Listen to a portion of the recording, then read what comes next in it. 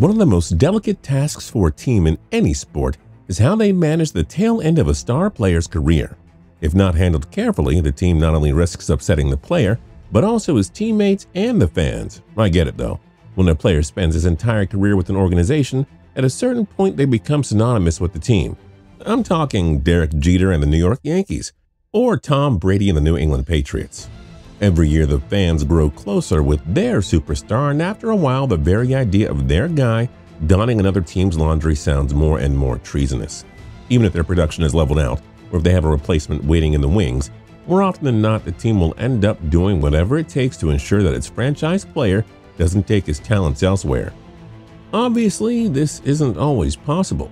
There are plenty of guys who end up wanting to hold on just a little bit longer than the team is willing to have them, which is how we end up with bizarre-looking photos of players with a second team at the end of their career.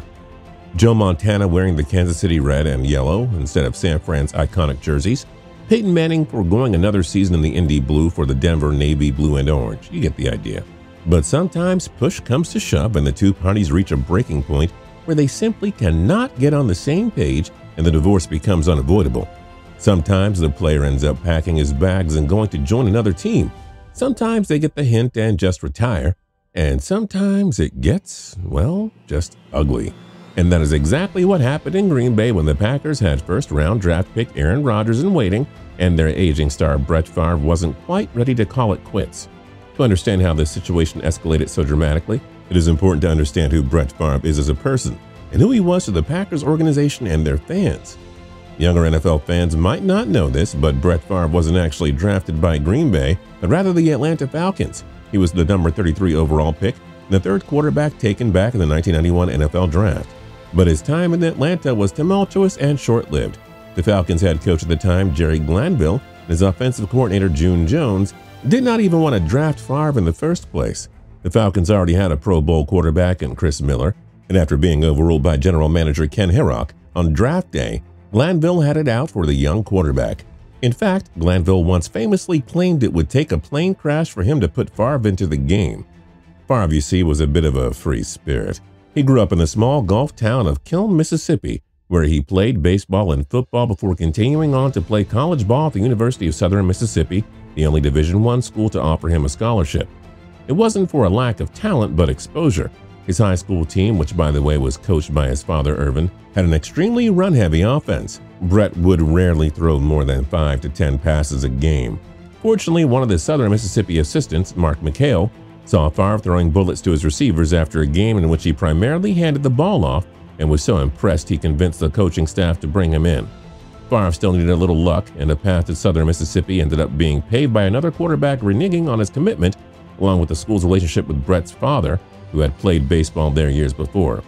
The adversity was far from over for Brett, as the coaches tried to convert him into a defensive back, but he was insistent even if that meant starting his freshman year as a 7th-string quarterback. During two-a-days, he worked with the offense in the morning and the defense in the afternoon, but it wasn't long before he started to win over the coaching staff with his insane arm talent. And in the third game of his freshman season against Tulane, head coach Jim Carmody shocked everyone by throwing Favre to the Wolves, bringing him in for the second half after a miserable performance by his offense in the first half. Favre was as surprised as anyone and wasn't exactly in the best shape to play after a night of heavy drinking. But he balled out and led Southern Mississippi to a 31-24 comeback victory. And thus the legend of Brett Favre was born. There was no window too tight for him to throw into, and no play too reckless. He was the epitome of no guts, no glory. Favre would carry his ego and his unshakable beliefs in himself to the next level, no matter how insane it drove Coach Glanville. To make matters worse, Favre was still an immature, small-town kid at heart, and he had trouble making it to meetings on time and abstaining from the enticing Atlanta nightlife. As Glanville continued to become more and more punitive towards Favre, his rebellious spirit took an even larger foothold in his actions. He became an egotistical distraction, Herrock explained, saying his comments to me in the locker room were, "They need to play me, I'm better than those guys." We had a Pro Bowl quarterback and I could see why he was still sitting, but he felt he was better than them. Enter Ron Wolf, who was hired to be the Green Bay Packers general manager in November of 1991. Before his time in Green Bay, he had served as an assistant to Dick Steinberg, the general manager of the New York Jets, and during that 1991 draft, he had Favre ranked as the #1 player in the entire draft. He urged New York to try and trade up and acquire Favre, but they were unable to ink a deal, and he ultimately saw Favre go just one pick before the Jets' number 34 selection. But once Wolf took the reins in Green Bay, he was determined to make Favre a Packer, so he kept tabs on the situation in Atlanta, and as it continued to deteriorate, he waited for the right time to strike. Then, finally, ahead of the 1992 season, Wolf negotiated a deal with the hesitant Herrock, which sent a first-round pick to Atlanta in exchange for Brett. And just like that, the course of NFL history was changed forever.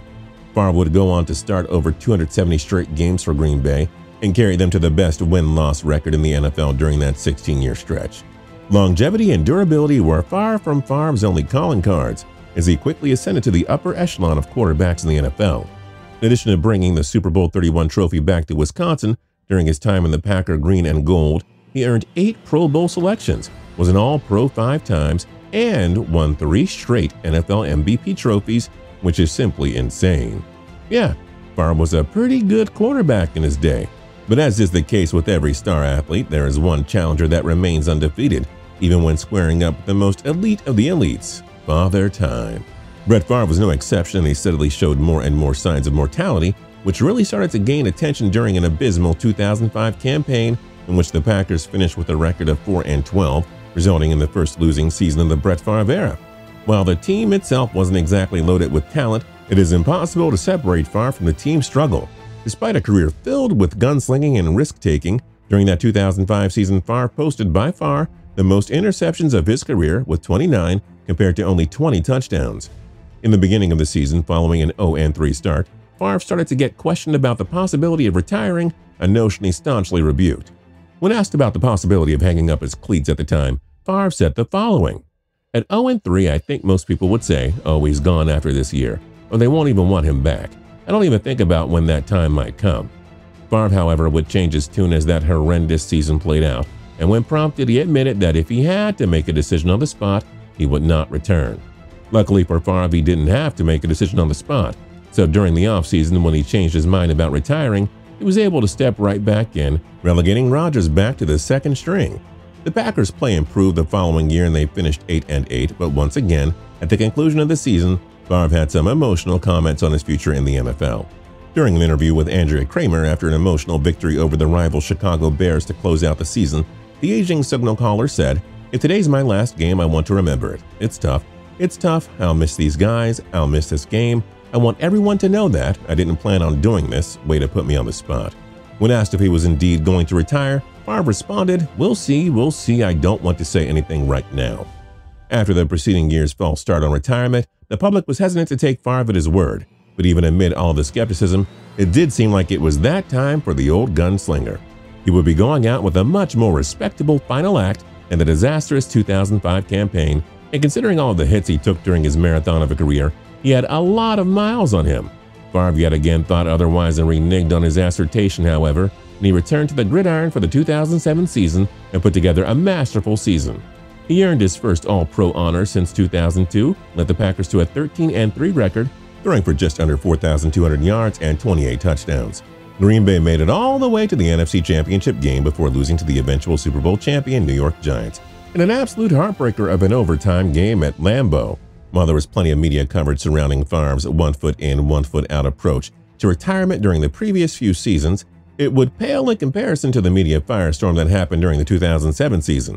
Favre once again went on TV and announced his retirement, saying, "I know I can play, but I don't think I want to. It's been a great career for me, but it's over. As they say, all good things must come to an end. I look forward to whatever the future may hold for me."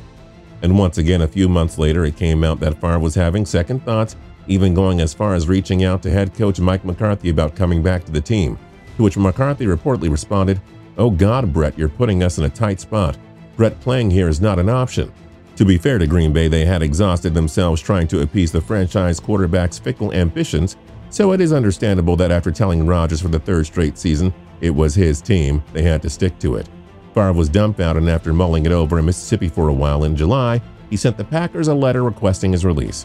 After the request was denied, he went on Fox News and accused general manager Ted Thompson of forcing him to make a decision too quickly, and more drama ensued.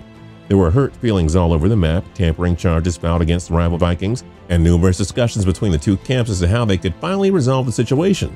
then the Packers came up with a crazy solution that they probably never anticipated getting out in the news. They offered Favre a retirement package of $25 million to remain retired. An offer that I'm sure sounds brilliant to just about anybody besides Brett Favre, who rejected the deal.